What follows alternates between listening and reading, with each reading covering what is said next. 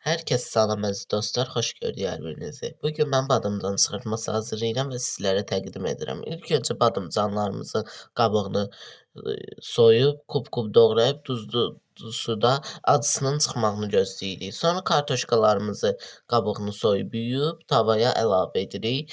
Duz istiotunu vururuq. Sarı kökünü vururuq. Çox ləzzətli olur. Həqiqətən çox möhtəşəm yemək olur. Əsl yay yeməyidir. Sonra soğan və bibər əlavə edirik. Mən bibər də vururam çığırtmaya. Çox ləzzətli olur, dadlı olur. Siz də sınaya bilərsiniz. Çox ləzzətli olur da, yəni. Onları doğradıqdan sonra sonra badımcanları əlavə edirəm mən tavaya. Birinci kartoşkanı, sonra badımcanı. İndi isə baxın soğandan bibəri əlavə edirəm. Çox ləzzətli yemək olur həqiqətən. Kim istəsə sınaya bilər. Çox dadlı olur həqiqətən, möhtəşəm olur. İndi vaxtıdır, yay yazdır.